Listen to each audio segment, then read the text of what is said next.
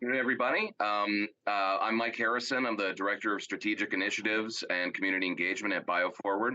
Before we get started, just make sure we're doing this a bit DIY, so please make sure you mute yourself if you're not a speaker. So I'd like to welcome everyone on behalf of BioForward to the Biohealth webinar series.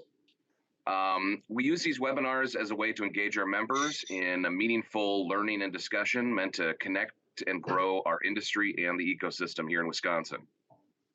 Before we get underway completely, I just wanted to throw in a quick plug that many more discussions such as this can be had at our upcoming Biohealth Summit, which is coming up on October 17th in Madison at the Overture Center for Performing Arts.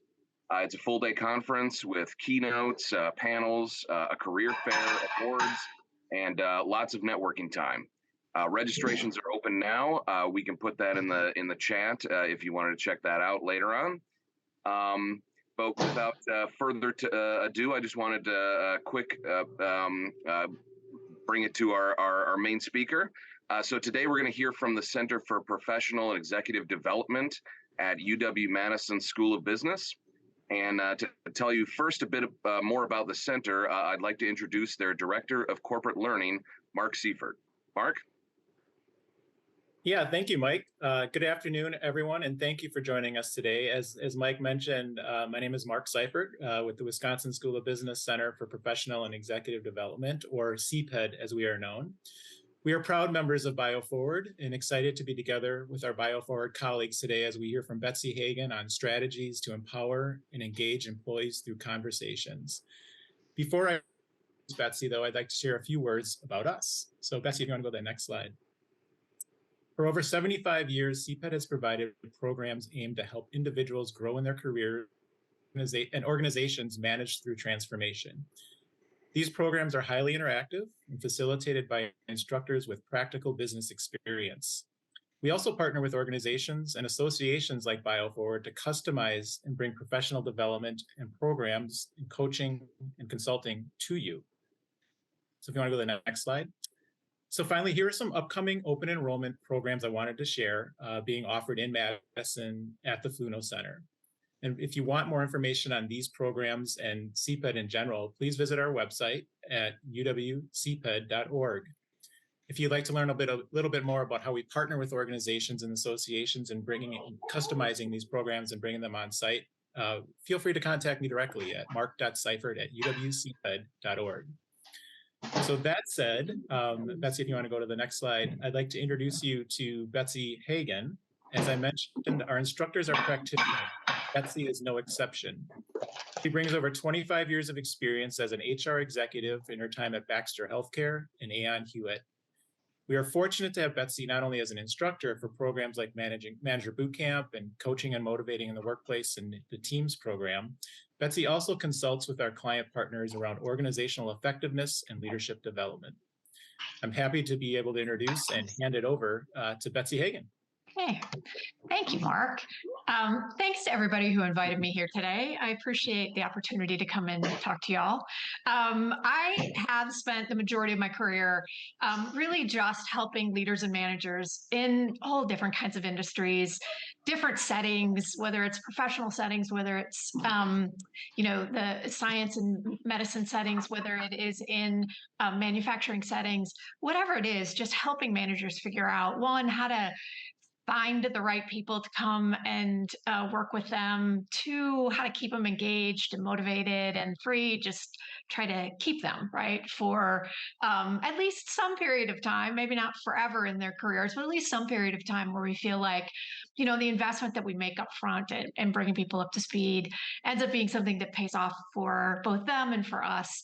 And one of the things that we have brought in through all of the programs that we have. So Mark just talked about a few. Boot Camp is sort of our anchor program, but we do specialized programs in coaching and motivating or leading teams specifically in change management, those kinds of things. Whatever it is, whatever we're bringing, we're trying to bring a perspective that's grounded in things like research and best practices, but really through a very practical and pragmatic lens. Like, we know that being a leader and manager in an organization is like you have all these things that you have to deliver. And on top of that sits the responsibilities of leading others, doing performance reviews, and really making sure that people are engaged and, again, motivated and rewarded for the work that they're doing. And so when I think about sort of why we do any kind of journey that's around effective people management, part of this is, as leaders in any organization, we have this opportunity. I think always the way that I think about it is that leaders and managers are responsible and accountable for making sure that directionally people are all headed in ways that are going to produce the results and outcomes that the organization it's looking for. And in that way, we kind of act like a compass, right? What direction are we headed in? Where are we going? How is it changing? That makes a lot of sense. But the thing that we don't often think about is the fact that as leaders and managers in an organization, we also create conditions by which people experience the organization. They experience the workplace that we've created. And in many ways, we influence through our choices of things we do and even things we don't do, right? We set those conditions for how people actually experience work. And because of those two things, I think we operate both as this compass that I talked about, but I think we also act as a thermostat. So being an effective leader, paying attention to those things that we're doing and how we're doing them, right, can make a giant difference in maybe people's perception of the work, the workplace, and your organization, and how they basically treat and engage and value, right, the contribution of others. When I think about the relationship that managers build with employees, I think about the fact that, and again, over 30 plus years, not to show my age, but in 30 plus years, I mean, I can tell you that yes, people leave organizations because maybe they don't believe in the organization, or they don't believe in the in the culture. They don't appreciate the culture of an organization. They don't feel like they're a fit to the culture of the organization. But mainly, the reason why I see people leave organizations is because they are just not a good fit, or they're not feeling that they are working well with their own manager, their direct manager. And so there's sort of a saying in HR that says, people tend to leave don't leave organizations, they leave their manager. And so when we think about the why behind why we have to care about the kinds of relationships that we build with employees and how we set the tone for that workplace that people are engaged in, it's important that we don't take it for granted, and that we don't treat those additional responsibilities of leading people as sort of like we're doing it off the side of our plate, and only focused on those things that we produce, we deliver on a day-to-day basis. When the relationship between employees and managers become fraught with tension, when the relationship is not strong, the issue is that there is a higher risk, right? That the employee may in fact begin to look for other places to work, or they may be looking to get away from their current job or their current working circumstances, the situation. And so it isn't the only reason why people leave, but it definitely can be a catalyst for people considering to go other places. And because of the cost of turnover, unwanted, unplanned turnover is so high for organizations, there's a financial benefit to the payoff of paying attention to those skills and capabilities that we have. Because this idea of us being both a compass and a thermostat, and the business need for us to pay attention to and tend to the relationships that we have with people, all of the work that we've done around sort of how you engage with your employees is kind of based on this idea of, you're not leading people through the process of filling out the forms that HR creates for you on a whatever annual basis, or however your organization works, quarterly or whatever. It's really in those communications, that those engagements, those connections that you have with people. And so when we look at research in sort of how and what gets in the way of effective leadership, you see that communication comes up over and over and over again. So when we ask people, for example, what is really negatively impacting your relationship with your boss, these are some of the things that come up. They're not recognizing, they're not giving clear directions, they're not having time to meet with me, and so on and so forth, right? All the way down the line. And I think we know this. We know this by the fact of, for many of you, whether you're managing today or whether you're thinking about managing tomorrow, you have been managed. And if you have ever, at any point in time in your career, worked for someone who maybe you wouldn't say was a bad boss, but maybe was not a great boss, you know that there are things that happen or things that are not happening in that workplace between you and your manager, you and your leader, that can make it more challenging, right? More challenging whether to do the work or more challenging to feel motivation and drive and experience organizational value, like you are valued, right, by the organization, if your manager isn't doing certain things. When we put all of this together, we really thought about it from the perspective of, so what is really effective management? What does effective leadership really mean? And we began to think about it rather than in a process of performance management, right, by which you, again, fill out and pass certain gates, fill out certain forms and pass certain gates that HR creates in a process for you. But although that is important to make sure that everyone experiences the same kind of evaluative process, it isn't really I think the underpinning of what really creates an engagement, right, between leader and staff. We think about performance management really as a year of high impact conversations that obviously ensure that business outcomes are achieved, but simultaneously work to engage those employees that are doing the work that we have to have, that we value so much, right? And so if you think about it, if you think about performance management kind of as a circular process, you think about it, it typically starts with the business defining in some way where we're headed or what are the big priorities for it. Maybe it's market share, maybe it's innovation, maybe it is cost management, whatever those big driving strategic right ideas are. It starts with the business sort of being declarative about it. That then falls into, well, how are we going to get that done? So if that's what we want to do as a business, how are we actually going to achieve it? That comes from the place of sort of setting goals, right? And those goals cascade all the way down till they reach individuals. From there, at some point in time, right, either the individual or those responsible for leadership and management are saying, do people have the right skill sets, the right capabilities to do what we're asking them to do? And if not, then we need to backfill, right, with training, development, supporting, coaching, those kinds of things.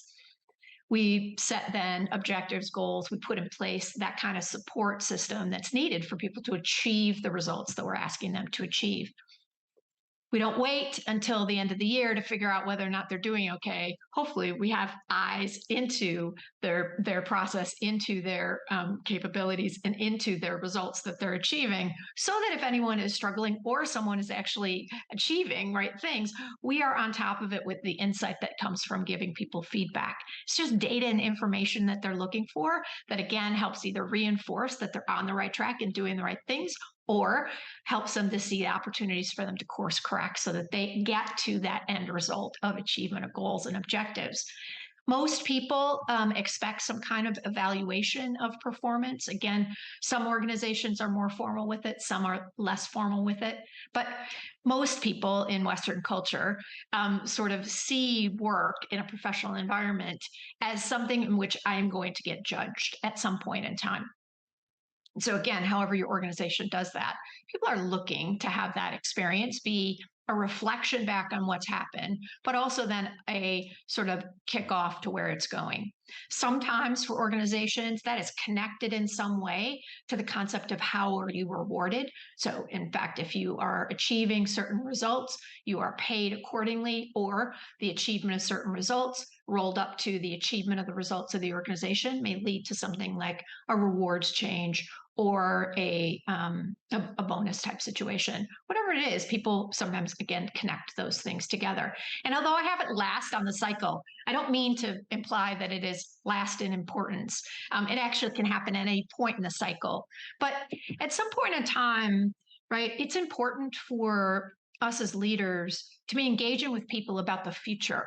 And so I think about it in terms of the discussion of careers, but it may not be as just as much of what is your next job, but rather what are you thinking for in terms of your aspirations? What do you think about your aspirations? What are things that you aspire to? And thinking about it from the perspective of how you can build skills within your current role that get you to where maybe you want to go, whether that is, again, in the organization that you're in today, or maybe taking it outside of the organization. We still care about people having a sense that the organization values them and values their future. So when we think about this idea of performance management really as just a series of conversations, you're already doing this today. These are not new things, right? But perhaps the way that you framed these conversations, or you thought about the kinds of conversations that you're having with people on a regular basis that work with you. We went out and actually asked employees, tell us about the types of things that you want to be talking to your manager about. That research was done quite a few years ago when Steve King and I were at Hewitt Associates, and Steve actually wrote a book about it called The 6 Conversations. And we had used this model as we were working with Ann Hewitt at the time. We were in high growth mode. We were hiring like 2,000 people a year. And so we were hiring people from the outside to be managers, but we were also promoting people from the inside. And we needed to sort of help them to see what were those things that were really important we needed them to do. But instead of us in HR sort of telling people what we thought employees wanted, we went out and actually asked them. And employees came back with a lot of things that they needed from managers that they wanted to be talking about. But these 6 conversations came up over and over again. And I think it's important to recognize that they sort of marry up with, I'm going to go back one slide, with this slide right here, right? Which is the what's expected of me conversation is really around setting expectations. Those are expectations for performance, expectations for behavior, all of those things. What and how should I develop? How am I supposed to grow? How am I supposed to develop the skill sets to be able to achieve what you asked me to be? How am I doing? This is an expectation that employees have, that managers will provide them with insight. How will I be rewarded? Is clearly something that people want to know about how they're actually going to be compensated. But it's also, when we dug into it, how they are motivated in the workplace and doing the work that they're doing. So it's beyond just the pay side. And what's next for me, right? And again, these conversations, like I said, are not new. You're having them today, but you may not have framed it in this way, so that when you think about the totality of the year and the quality of the conversations that you're having, I like this model, and I've used this model forever, right, as a way for managers to just sort of make sure, have I had all the really high quality conversations this year? Am I constantly taking my quality of conversation from wherever it is today to upping that game a little bit, right? So heightening your awareness and your skill set and engaging with people around these 6 are not the end all be all of the things that you need to do as a manager, but this sets a really solid foundation. So I'm just going to go through all of these conversations and provide a little bit of perspective on what I think makes the difference between like that okay level of conversation to sort of upping the game. So Steve outlines 4 conditions for the what's expected of me conversation, which is really around, again, what are the expectations of the job, but then what are the goals and objectives that you have for a certain period of time, and behaviorally sort of what is expected of people. So it's a little bit of a how are you going to get it done. This relates to sort of the culture of the organization, or specifically, in team environments, right? So not just how you get your piece done, but how you contribute maybe overall to a team environment or a team setting. The idea is, Steve talks about that the goal setting conversations that we have with people, the expectation setting, those ideas where we are actually translating for people what it is that we're going to judge them on, right? When it comes to performance, that the perception we want to drive is that the process of determining those things is fair. And so Steve just gives a couple of examples of when you make it a dialogue versus a one-way direction of do these three things versus here's three things that we need to have done. I'd like to talk to you about it so that the person has a chance to contribute to it. That's going to make a difference, right? It's going to take it from here to there. Aligned. So every opportunity that we talk about expectations for performance, and this isn't just in the one-time goal setting, this can be throughout the years changes happening.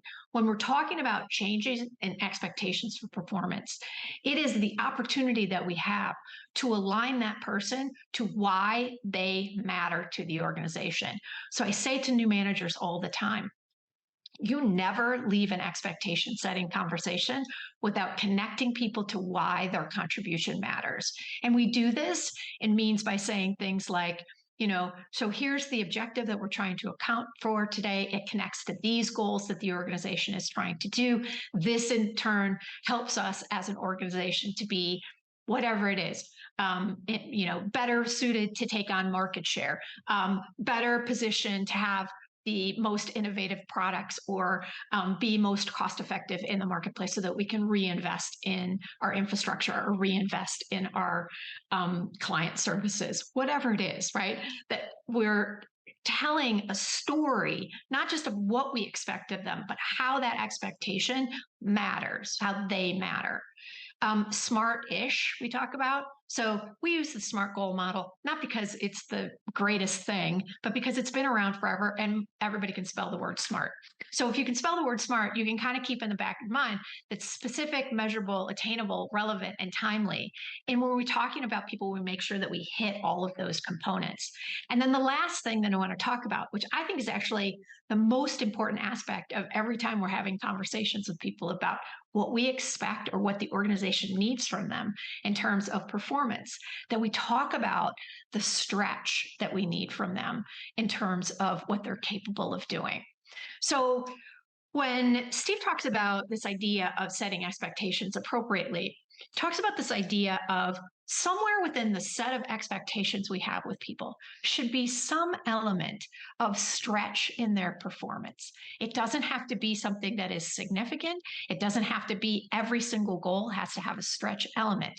But somewhere in the set of, let's say, 5 or 6 goals maybe that people have is some element of them trying something new for the first time, doing something in a different context, or attempting to take on some responsibilities that maybe they hadn't had in the past. This idea of setting the tone for continuous improvement, constantly looking critically at our contributions that we make and look for opportunities to add additional value.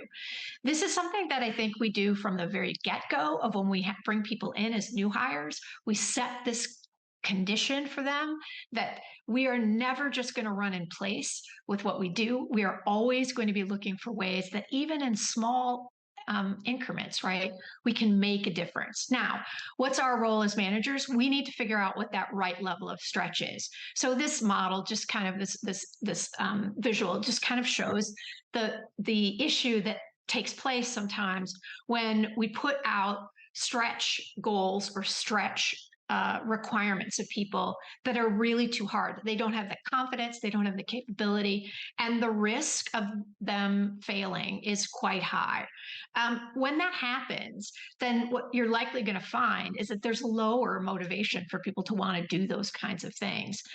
Unfortunately, the same thing happens when all goals are just sort of simple, easy, phone it in, no big deal. I don't even have to think about it. Motivation actually works the same way. There isn't any motivational uplift because people are like, whatever, I can get this done. I'm not going to worry about it. The sweet spot is somewhere in the middle. And there's no calculation, there's no way to formulate, right, the right approach for me to tell you to do it. It's going to be situational. It's going to be individualized, and it's going to be maybe a little bit of trial and error with people around where that sweet spot is or where they can take on something a little bit additional without it moving into that zone of being too difficult. Whenever that happens, though, whatever we're doing with it, then we need to know that that leads us right into a conversation, or should lead us right into this conversation about what and how should I develop. That goals around development are really definitely somewhere hidden into the stretch element. If we're asking someone to do something that we consider to be a stretch, we have no demonstration of their performance in the past, or they themselves are saying, I don't know if I can really do this. I'm not sure if I can do it. Right then and there, you know that that person needs some additional support. They're going to need some additional support. So stretch goals are the first place we look for development opportunities. We also look for them in career aspirations, and we look for them in job descriptions, where in fact we might be thinking about it in terms of people building up their skills. So for example, someone who is doing something, working with a certain client base, or working with a certain product mix in sales. And we are now asking them to either add to their mix of products that they're capable and educated to sell, or that they're moving into new markets, that they're extending what they know about the products or bringing that product knowledge into new markets. That's sort of that vertical, right? Building up on what you already do. You already know how to sell. We're asking you now to do it in a slightly different context. So looking at job descriptions in ways that look for opportunities for development. When we do develop people, we're looking for really this idea of 70-20-10. That is, however we develop people, whether we send them to a program, which is really more around the 10% education piece, that coming out of it, what they really need is the chance to use the data and information, right, that they've learned, or the skill set, the capability, the tool set, the knowledge, the understanding, whatever it is we're transferring to them, right? That they get experience with it. That's how adults learn best. When we combine that with exposure activities, like being able to work with someone who's maybe a little bit more experienced than you, or having your manager coach you, right, as you're trying something new for the first time, that creates a really powerful dynamic for adult learning. And the fact that you learn faster, but it's also stickier. So those two things kind of come together. So however you choose to help people develop, you want to focus on that experience and exposure aspects of it. In the how am I doing, that coaching, that exposure, that mentoring, right? There's an element of feedback that is absolutely critical. And again, for some managers, that means you're actually doing the feedback. But for others, maybe it's you have to find someone else who may be better suited to provide that clear and specific data, information, and insight into, performance.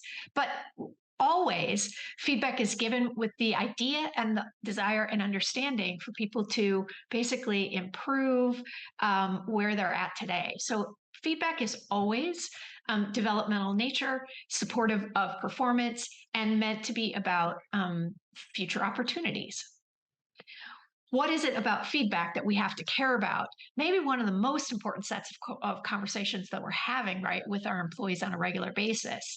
And one of the things that we know about feedback is that research tells us that, this idea of how we receive potentially, yes, positive feedback about our performance, but in particular, constructive feedback, our performance. Constructive feedback identifies maybe a gap or something that could be happening or something that should be happening, right, that isn't today. What we know about the research in this is that when we provide simple, straightforward, and understood language, people are more likely to remain open to that kind of communication, that kind of feedback. They want honesty, but they don't want brutal honesty, which means that they want it to be delivered with a sense of empathy. So no matter what, if people are doing something that maybe needs to be course corrected, right, it's done though with the idea and intention that the person needs to make some correction, but that we're there and supportive of them their ability to do just that, to course correct, to basically move towards this future orientation of someplace that's better than where you're at today. And then lastly, one that I hadn't really thought about is that the research shows that people are less likely to have their self-esteem triggered if in fact they feel that the person who's delivering this critical feedback or this constructive feedback, right, is doing so with a sense of curiosity. I think this is the idea of, we treat it as, again, two-way dialogue. We treat it as we're always open to hearing what other people have to say. We're open to the fact that maybe we don't have all the information about someone's performance or something that's gone on. So when we think about feedback in these three things, we, Steve and I and others who have been teaching this for a long time, just think about it from the perspective of, look, managers just need an easy framework to kind of hang that feedback on so that we can make choices. How do we want to enter the feedback conversation? How do we want to frame this feedback out? And are we delivering it in a balanced kind of way? So Steve presents in the Six Conversations book a model that he calls Brag, Worry, Wonder, Bet. The model is meant to sort of be used as I'm going to call it like a map, not a template, but more like a map that we keep in the back of our heads as managers that says, look, what we're trying to do is create two-way dialogue and building trust in ways that I am delivering to my employees a sense that I see the balance of their performance. So we might be talking about one particular thing, but that doesn't mean that that's the only thing that I'm ever talking to them about, that they know me and that they hear from me in ways that demonstrate that I see the totality of their performance. And so Steve talks about brags are just the things that are going well. They're meant to be positive reinforcements, and they're meant to be value recognition. So in Steve's language, right, I brag about you that, when you're in front of a tough client and they begin to push back, rather than getting defensive about their pushback, you tend to work with it, find opportunities to influence them. And if you need to, you come back for second and third tries at someone who might be resistant, right, to your ideas or your sales pitch. That's something that we might offer to someone. Worries about the things that are not going so well. In the term worry, Steve finds the power in this idea of connecting. So I'm worried about in that client conversation when they pushed back on resisting some of the things that you were talking about in terms of benefits. You got a little defensive about it, and it showed in your body language and the tone of your voice. I don't think that was your intention, but let's talk about ways that you might be able to do that differently going forward, right? Worry is a connective process. And when we're delivering critical feedback or constructive feedback, we want to make sure that we're leaving people with the impression we are connected. Wonders are curiosities about things that might be happening with performance. And I think this is really important because we don't always know what is actually happening. What we really want to do is just engage with people in a conversation. So I might say, I wonder what happened in that meeting the other day with that client. I noticed for the first time when the client pushed back, you seemed to get defensive. I hadn't seen that before. And I'm just wondering, was it a bad day? Had something happened before that? Is there something we can talk about so that it doesn't happen going forward, right? I might be in that position that that's the way I want to approach it. And last are bets. Bets are simply what Steve puts as a placeholder for when we start to talk about ways we go forward. And his idea is by framing it up as a bet. I bet if we work together on this, I bet if we thought about different ways that you could address this, it leaves the door open for them to come up with some of their own solutions. So rather than, again, me telling you the three things you're going to do differently, it engages in more dialogue driven. Again, brag, worry, wonder, bet in their words is not the important thing. It's about the framework that we keep in the back of our mind, again, so that our feedback conversations, if they're here, we can take them through self-awareness and capability, right, to that next level. And then finally, we kind of bring it to this perspective of how will I be rewarded and what's next for me? And these two things, while they may happen in very separate ways. Like I think about the how will I be rewarded conversations that happen a lot of times for many of us. Those are sort of scheduled. They happen at a particular point in time. They are constructed and sometimes supported and led by human resources, right? So I don't know what your organizations do, but as managers and leaders, we have to be prepared that people may come to us outside of those constructed, right, times that it's okay to talk about this, where they might say, look, you're asking for me to do things that I haven't done before. How exactly am I going to get compensated for this? Or it may be that, look, I feel like I am adding a significant amount of value and I'd like to be considered for some kind of compensation change. There is no rule that says that people are not allowed to ask what they want to ask. And it is not our job actually to judge what they want. Our job is to help them understand the reality of what they want at our organization. And so, to the extent that this conversation is not about making people happy, right, with what the organization is giving them, but rather making sure that they understand how the organization is treating their rewards, their recognition, and things like that, how they're valued, but also taking into consideration the things that they're looking for in the way of, um, you know, um, actual tangible rewards, as well as intrinsic rewards in the way in which they get to work or the way in which they feel about work. Kind of same goes for the career aspect, right? That um, an employee may come to you and say, look, I want to be this, this, and this, and you may be thinking, it's going to take you 5 or 6 years to get there. Our job isn't to dissuade them from what they want, but to help them understand the reality of what they want at the organization. We'll talk about that in a minute. But I wanted to get back to this idea of how people feel rewarded and what we talk about with people in terms of not just what they tangibly receive, but also how they feel about work. So we know that people work because they get certain things. I mean, we're not here working for free. We get money, benefits, good working conditions, status, right, is given to us. These things that are given to us, what we have to remember is that they come from the outside. They're extrinsic rewards, and they are outside of the control of the person, unless you have a big bucket of money sitting by the door, by which at the end of the day, people will go, I'm going to pick up this much. This is how much I think I earned today. I'm going to take this home with me, right? Unless it works that way, they don't have control over what they get. They may understand it. They may have good clarity around it. They don't actually control it. On the other side, we work because we feel positively sometimes about the work that we're doing, or just working in and of itself.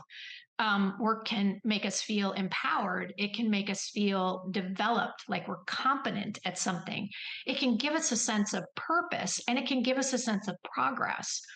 Those things that we feel positively when we're doing our best work or we're doing good work, right? Those are things that can't be given to someone. So in that case, we as the employer have no control over it, right? We can only create conditions by which people might feel that way at work, but we can't actually give someone a sense of empowerment. We can't make them feel good about their competency and development. We can't give them a sense of purpose. They can only connect to some sense of purpose that they have about the work that they do and how it impacts the world or people or whatever they care about, right? And lastly, we can set conditions for them to experience progress, but we can't make them feel positively about that progress, right? So on two sides of this come together when we think about how we are rewarded, and we as managers need to be talking about both of them, both of these sides, right? Both intrinsic and extrinsic rewards, and understanding what people care about, what they feel about, how they're valued, and how they see and experience work to understand what really motivates them. So when I think about then flipping that off into the, or sort of launching off then into this conversation around what's next for me, the reason why I think this is connected in many ways is because as people are experiencing this idea of where they're at, how they're valued, and how they're experiencing those intrinsic rewards, it may be that people are on a trajectory where they're beginning to feel like they've climbed that competency development, and maybe they're feeling like they are bored or they are not challenged by what they have. Maybe they're looking for the opportunity to grow and change so that they can grow and change what they get from the organization in their way of compensation. These all can be things that lead into the what's next for me conversation. So what's next for me can come when we're talking about expectations. It can come when we're talking about development. It can come when we're talking about feedback. It can come when we're doing the performance reviews. And it can come when we're talking about pay conversations. Like I have had many of conversations where someone has come and said, I really want to be, I want to increase my earning potential. And we start talking about how they can do that. And part of it is them taking on additional responsibilities, them moving into different kind of roles. So it sort of rolls into this conversation. When I think about why managers don't tend to have these conversations, a lot of times it's because managers will tell me, I don't want to engage with people because I don't know what I'm going to be able to tell them, or I don't know what they can do next. And therefore, I don't want to disappoint them. And in many ways, this is true because sometimes employees do treat us a little bit like drive up windows, like, I'd like a new job and some more money, please. And if we don't know how to get that for them, we feel like we're not doing the right things.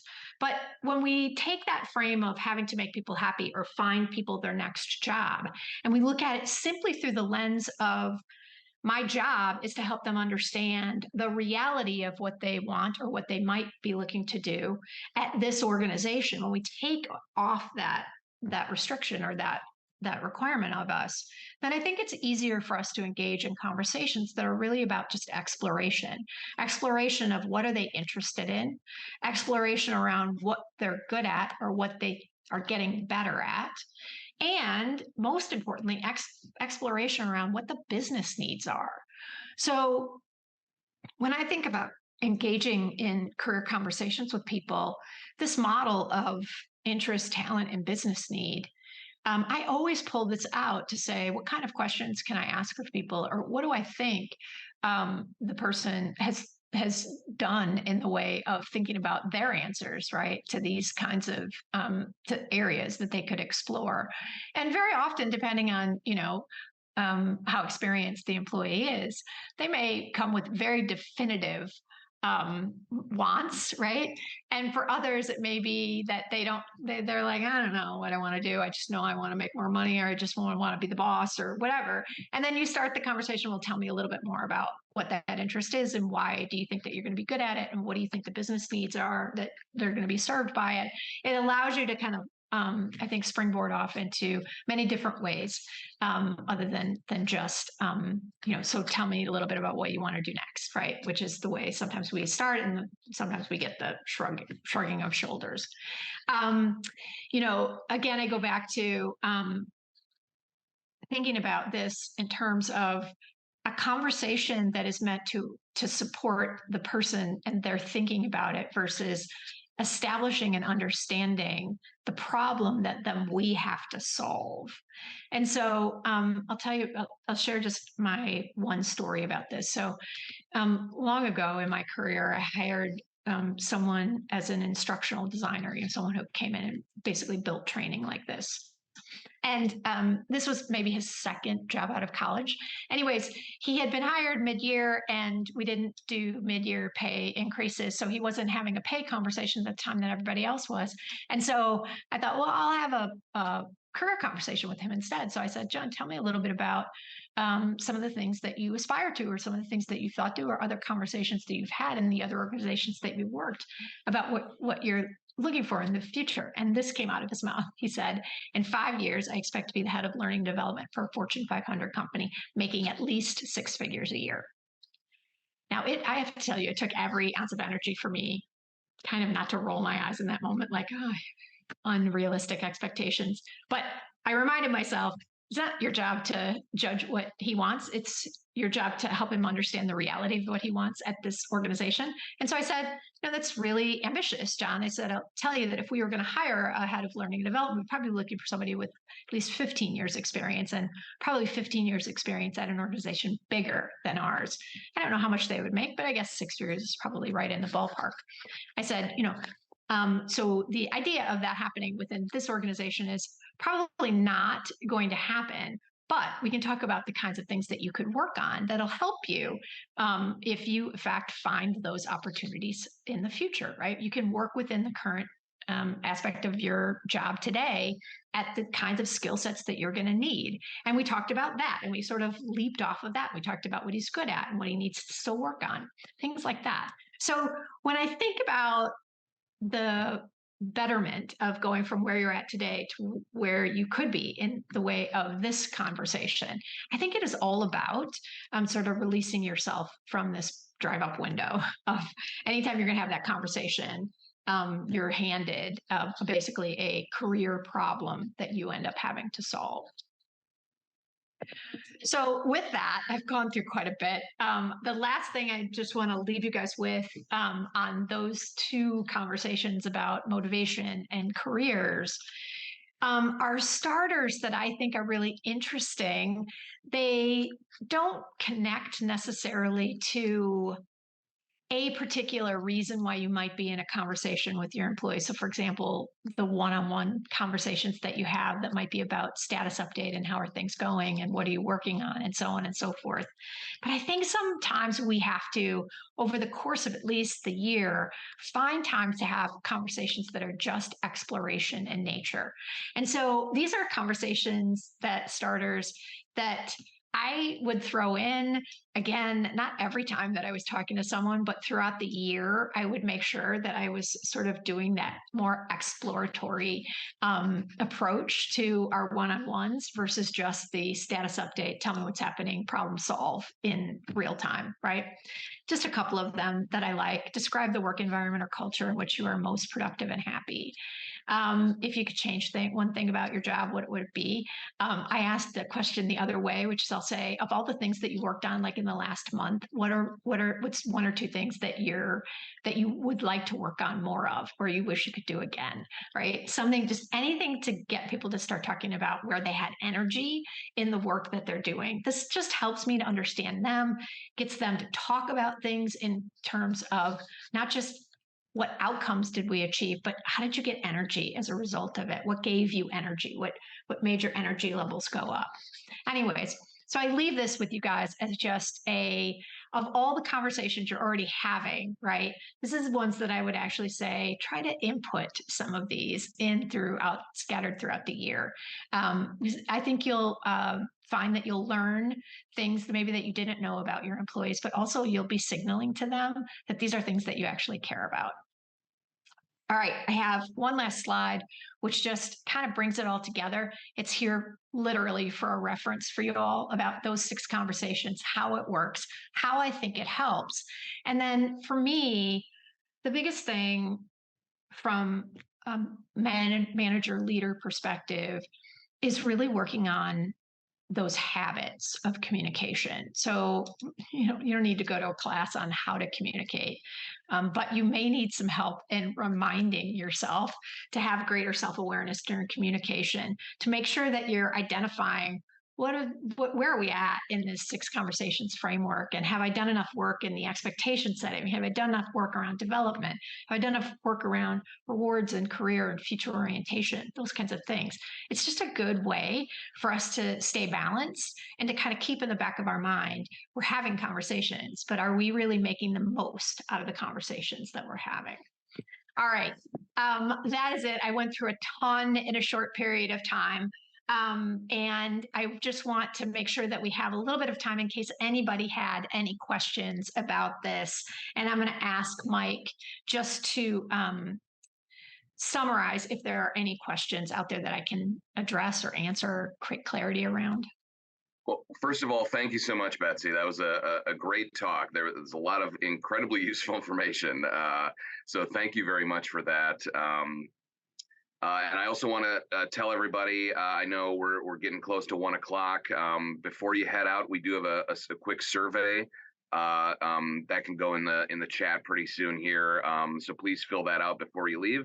Just takes about 1 minute, and it helps us prepare for the future. So one question that came in, Betsy, is can you talk a little bit more about the balance between scheduled conversations versus those done in the moment? Yeah. So it's a great question. So here's what I'd say. I would say the idea of how you manage performance needs to be planned activities. So if you have scheduled one-on-ones with people, then the question becomes how much of that one-on-one time is actually used for your benefit? Meaning, I need to hear from them on updates, what's going on, so that I can communicate back up to my boss or somebody else that everything's cool, copacetic, we're all headed in the right direction, right? If I would say more than 50% of the time is spent in that case, then you don't have enough time, because what you're doing is you're basically using the communication process to serve your need versus necessarily being supportive of employees' needs.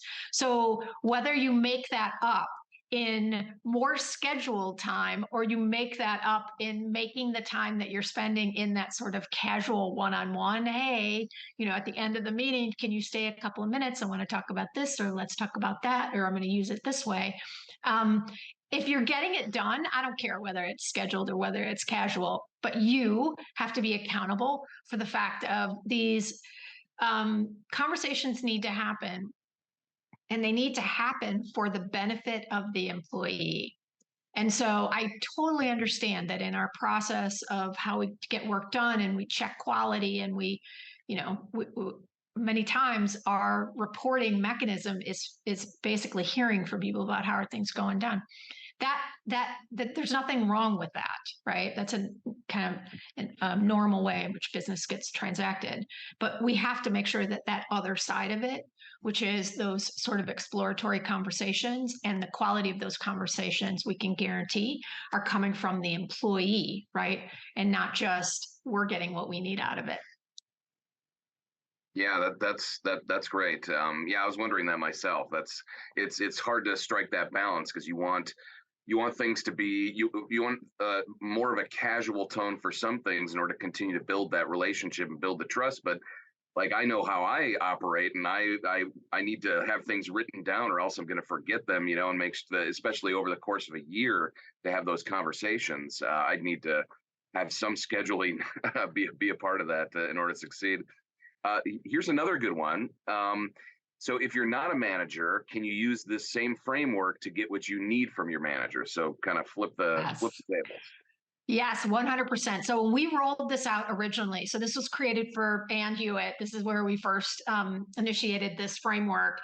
And it was purely done because we wanted to, we were growing so fast that we needed to really get hyper-focused with what we needed managers to do. And so in order to sort of make this work, we actually trained employees on these 6 conversations as well. So what happens is that this becomes a framework for employees to do maybe not a better job, but to maybe be more specific about what they need from their manager in those, whether again, like scheduled times or casual times, right? It works the exact same way. So I would say 100% yes, that this is a framework that can be used. And we have a number of clients where we've done exactly that. We've brought it to their leaders and managers, and we've brought it to their employee populations. And the idea is that it comes together and set a set of basically expectations for how leaders and managers talk, right, throughout the year about performance and what we're trying to get done and how we value people.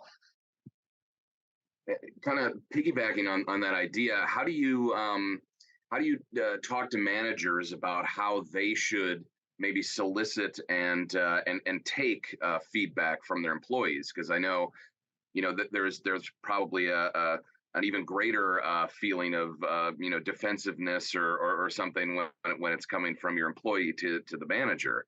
How do you deal with that? Yeah, I always think about it like this. Like, if you're dealing with external customers in any way, shape, or form, you know that you kind of bend over backwards to figure out how am I going to communicate in a way that's going to be most effective for them? And it's no different. Like the key and trick to effective communication is caring more about what the other person needs than what is comfortable for you. And so when you make that flip, it's not always easy because in our critical thinking patterns, we're problem solution, problem solution, problem solution, problem solution. So we're constantly heads down trying to solve things. And in doing so, we use time and efficiency as a way I'm just going to get to what I need to say or what I need to do. But when we put effective communication as an outcome, right, along with this problem solution, right, then we heighten our awareness around actually how am I communicating and who am I communicating to and what's going to be the most effective for them. So when you ask for feedback, what you're actually doing is saying, please tell me about the conditions that are best for how you are able to receive the information that I'm going to give you, whether that's what I expect of you, whether that is talking about what you need to work on, development or feedback or whatever, right? So the more we can get people to tell us, right, what works for them, the easier it becomes because that insight becomes invaluable to not only building trusting relationships, but then just communicating effectively. Because if you've ever been in a situation where you feel like you are just not able to get through to someone, it may not just be them, it may be you and some of the choices that you're making. Right. Yeah, absolutely. Yeah, that's great. Um, building trust is a tricky part of this whole thing that there's no solid answers for, but also finding meaning in your work. So that that's an increasingly important. I'm sure it was important back in the day, but I just hear about it more and more today. And I always feel like the biohealth, biotech companies have kind of a secret weapon in that they are doing something that kind of has this inherent meaning that they can really use to connect with their employees. And some companies take advantage of that and others don't. But sometimes it kind of gets boiled down to slogans or mission statements, and that may work for some people, but it may absolutely not for others. And I was wondering if there was, how do you like help people? I mean, because you can never really give them meaning when they have to have it themselves, but how do you kind of guide them towards seeing some of the meaning that maybe others have seen, or how do you help them along that journey? Yeah. So just two things really quick. One is you can't give people meaning. They have to come to meaning themselves, but you can reinforce the belief that you see the meaning and the connection between what they do and how they contribute, right, to the overall, again, mission, vision, values of an organization. That is not left up to chance, and it shouldn't be left up to slogans. There's a story really quick. So JFK goes to tour NASA for the first time. And so you can imagine NASA engineers, they had that tour like down to the second, right? Planned out. And so the story goes that they're taking him around from place to place to place to place. And he breaks away from his handlers at one point in time, and he walks over to a guy who's leaning up against the wall, sticks out his hand. I don't do a good Boston accent, but I'm Jack Kennedy. Who are you and what are you doing at NASA? And the guy said his name, and he said, I'm helping to get a man on the moon. He was standing next to him mopping a bucket. He was the janitor. And JFK walks back to NASA, the guy who runs NASA, and said, I don't know what you're doing, but you've got everybody headed in the right direction. Keep it up. This idea of what people see in terms of what they do versus how that contribution has meaning, right, is everything that you do and every opportunity that you have to connect them to the value that they mean to the organization. People are not invaluable and they're not easily replaceable. I don't care who they are or what they do. If they do a decent job and they put effort into it, they are invaluable. And we have to convey that to them on a regular basis. Like, we can't do what we do without you. And the reason why I'm asking you to do these things is because we need you. right? The more people feel that connection, the more they feel important, the more you have a better sense of that condition being created. That's amazing. That's that's exactly what I was looking for. That's a great story. Well, we've run out of time. Thank you again, Betsy. This was a great talk. This was recorded, so if anybody wants to view it again, it'll be up. BioForward will link to that later on. But thank you all for attending, and enjoy the rest of your day. Thank you. Thank you for inviting me. Thanks.